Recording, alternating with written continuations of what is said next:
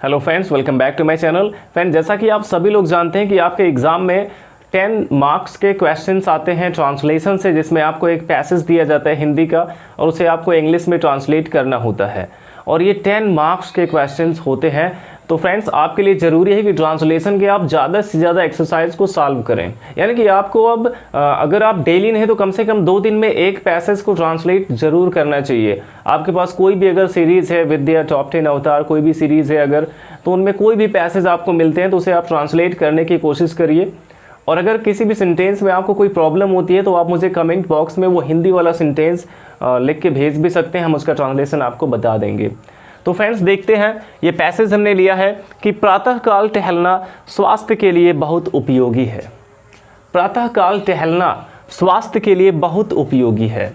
अब इसमें अगर हम देखें तो इस सेंटेंस में कोई भी एक्शन नहीं हो रहा है, कोई भी काम नहीं हो रहा है और इसमें प्रेजेंट टाइम की बात हुई, उपयोगी है, यानी कि ये सिंपल प्रेजेंट टेंस का सेंटेंस है, इसमें कोई भी एक्शन नहीं हो रहा है तो इसमें हमें इज एम आर का यूज़ करना होगा। अगर सेंटेंस में कोई भी एक्शन नहीं हो रहा है और वो प्रेजेंट में है तो इसका मतलब है कि उसमें हमें इज एम आर का यूज़ करना है। तो सबसे पहले हम इसका सब्जेक्ट देख लेते हैं। सब्जेक्ट किसको कहते हैं? जिसके बारे में बात होती है। इसमें बात किसके बारे में हो रही है? प्रातःकाल टहलना के बारे में बात हो रही है कि प्रातःकाल टहलना स्वास्थ्य के लिए बहुत उपयोगी है। क्या उपयोगी है? प्रातःकाल टहलना, ये हमारा सब्जेक्ट है। अब देखेंगे एक वर्ब है, टहलना यहाँ पे एक वर्ब है, बट इसको यहाँ पे एक सब्जेक्ट की तरह यूज़ किया गया है। तो जब एक वर्ब को एक सब्जेक्ट की तरह यूज़ किया गया होता है तो उसे हम 2 फॉर्म्स में लिख सकते हैं, या तो इन्फिनेटिव फॉर्म में या फिर जेरेंट फॉर्म में। इन्फिनेटिव फॉर्म क्या होता है? V1 के पहले अगर हम टू का यूज़ करते हैं तो टू वॉक, इसको अगर हम लिखते हैं तो टू वॉक यहाँ पे इन्फिनेटिव होगा, और अगर हम वॉकिंग कर देते हैं तो ये जेरेंट है। तो इसे हम अगर जेरेंट फॉर्म में लिखते हैं तो प्रातःकाल टहलना का क्या हो जाएगा? वॉकिंग। सबसे पहले यहाँ पे हम लिख देंगे वॉकिंग इन द मॉर्निंग। प्रातःकाल है, walking early in the morning कर सकते हैं, walking early in the morning का मतलब हो गया प्रातःकाल टहलना। क्या है? उपयोगी है, यानी कि इज यूजफुल, और बहुत उपयोगी है तो इज वेरी यूजफुल हो जाएगा, इज वेरी यूजफुल। सबसे पहले हमने सब्जेक्ट लिखा walking early in the morning, ये हमारा सब्जेक्ट हो गया। अब यूजफुल है तो इसलिए इज का यूज़ किया गया। और ये इन्फिनेटिव या जेरेंट जब भी सब्जेक्ट होता है तो वो हमेशा सिंगुलर ही होता है, इसलिए हमने यहाँ पे इज का यूज़ किया। इज़ वेरी यूजफुल, बहुत उपयोगी है। किस लिए? स्वास्थ्य के लिए। तो के लिए की अंग्रेजी होती है फॉर, तो यहाँ पे हो जाएगा फॉर, और स्वास्थ्य की अंग्रेजी हेल्थ होती है, फॉर हेल्थ हो गया।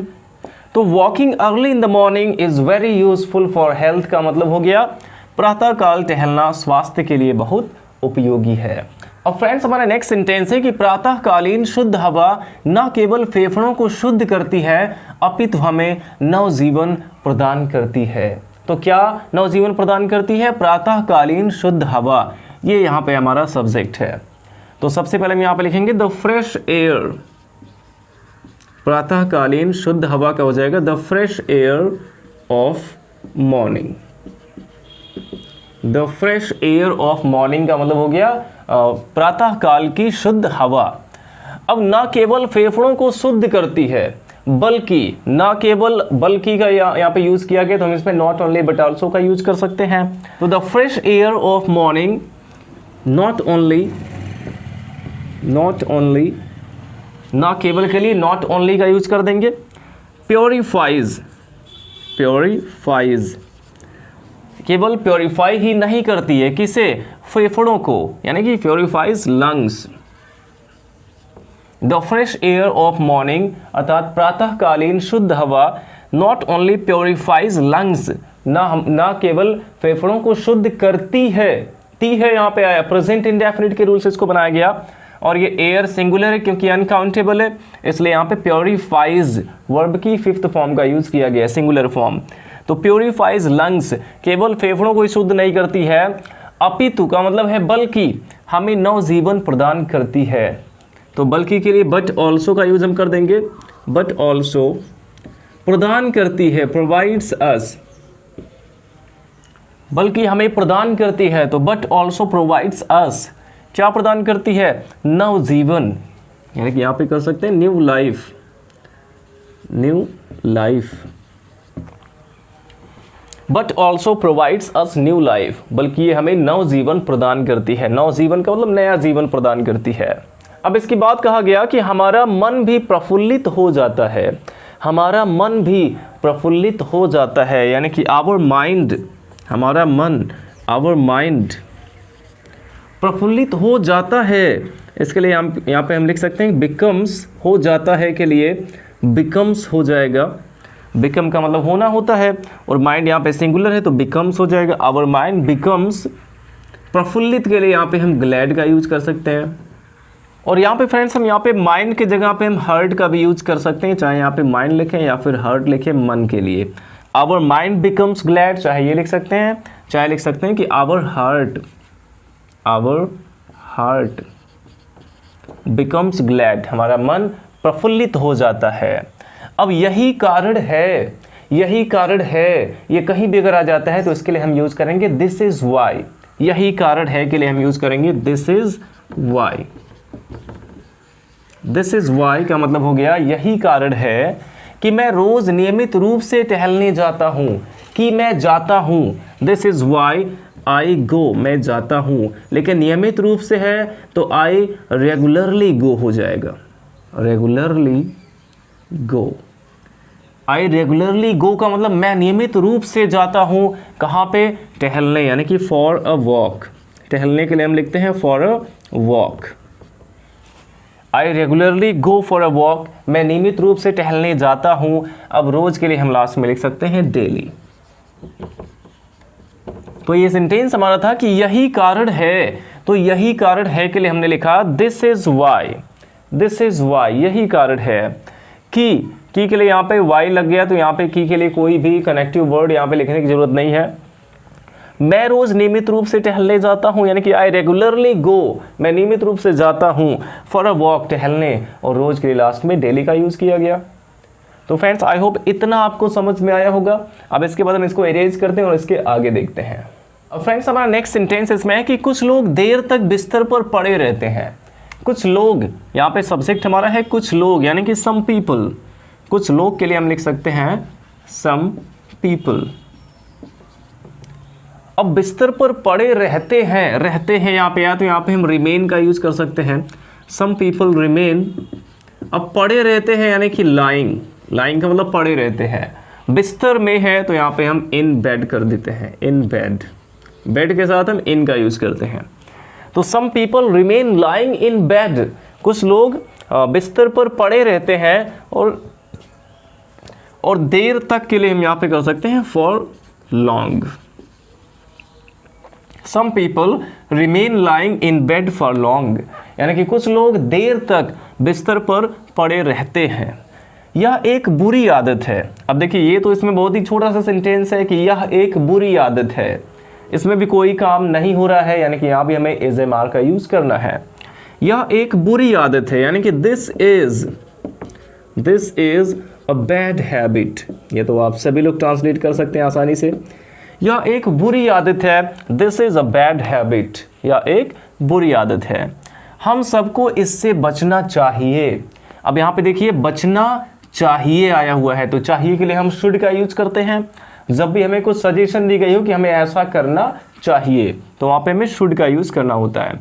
तो हम सबको इससे बचना चाहिए, यानी कि वी शुड, सब्जेक्ट यहाँ पे वी हो जाएगा, और चाहिए के लिए यहाँ पे हम शुड का यूज करेंगे, जो कि एक मॉडल वर्ब है। तो वी शुड अवॉइड, बचना चाहिए, वी शुड अवॉइड, और इससे बचना चाहिए। इसमें है कि हम सबको इससे बचना चाहिए, तो इससे के लिए यहाँ पे सीधे हम इट लगा देंगे। वी शुड अवॉइड इट, या फिर we should all avoid it, ऐसा भी लिख सकते हैं कि हमें इससे बचना चाहिए। अब इसके बाद कहा गया कि देर तक सोने से हमारा शरीर शिथिल हो जाता है। देर तक सोने से हमारा शरीर शिथिल हो जाता है। किस वजह से शिथिल हो जाता है? देर तक सोने की वजह से। यहाँ पे इसका कहने का मतलब है कि देर तक सोने की वजह से। तो सबसे पहले इसमें जो हमारा प्रिंसिपल क्लॉज है उसे हम बना लेते हैं, कि जो किया है कि देर तक सोने से हमारा शरीर शिथिल हो जाता है और दिन भर आलस्य घेरे रहता है। पहले हम इसको बना लेते हैं कि हमारा शरीर शिथिल हो जाता है, यानी कि आवर बॉडी, हमारा शरीर शिथिल हो जाता है, यानी कि बिकम्स, हो जाता है के लिए बिकम्स का यूज कर देंगे। अब यहाँ पे हम शिथिल के लिए किसका यूज कर सकते हैं, यहाँ पे हम इनएक्टिव का यूज कर सकते हैं, लेकिन इनएक्टिव यूज करेंगे तो उसका मतलब बिल्कुल निष्क्रिय हो जाता है, काम ही नहीं करता है, तो ऐसा भी नहीं होता है। तो यहाँ पे हम स्टर्डी का यूज कर सकते हैं, becomes sturdy, sturdy. Our body becomes sturdy, यानी कि हमारा जो शरीर है वो शिथिल हो जाता है और दिन भर आलस से घेरे रहता है। तो आलस्य की अंग्रेजी क्या होगी, लेजीनेस। एंड लेजीनेस हमें घेरे रहता है, यानी कि सराउंड्स अस, हमें घेरे रहता है, सराउंड्स अस। ये प्रेजेंट इंडेफिनिट का था, लेजीनेस यहाँ पे सिंगुलर है तो सराउंड्स लिखा गया है। तो एंड लेजीनेस सराउंड्स अस, और आलस्य हमें घेरे रहता है पूरे दिन, क्या हो जाएगा, ऑल डे लॉन्ग, पूरे दिन के लिए ऑल डे लॉन्ग। तो आवर बॉडी बिकम्स स्टर्डी, यानी कि हमारा शरीर शिथिल हो जाता है। And laziness surrounds us all day long, और जो आलस्य है वो हमें पूरे दिन घेरे रहता है। किस वजह से, देर तक सोने से।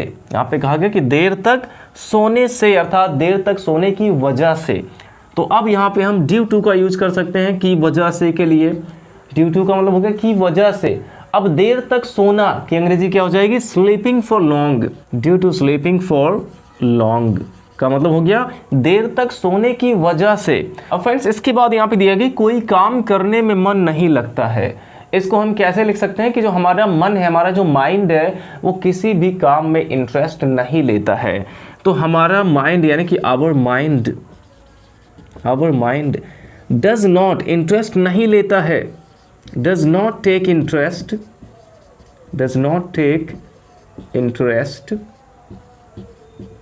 our mind does not take interest, हमारा जो मन है वो इंटरेस्ट नहीं लेता है अब कोई काम करने में, यानी कि in any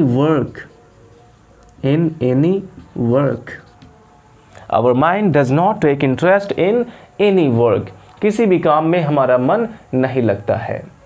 अब फ्रेंड्स आई होप आपको इतना समझ में आया होगा। अब इसके बाद हम इसके आगे देख लेते हैं। अब फ्रेंड्स इसके बाद हम देखते हैं कि बुजुर्ग लोग अक्सर कहते हैं, अर्थात हमारे बुजुर्ग अक्सर कहते हैं, जो जल्दी सोता है और जल्दी उठता है वह कभी बीमार नहीं पड़ता है। तो सबसे पहले फ्रेंड्स हम इसको बना लेते हैं कि बुजुर्ग लोग अक्सर कहते हैं। बुजुर्ग लोग के लिए हम यहाँ पे लिख सकते हैं कि आवर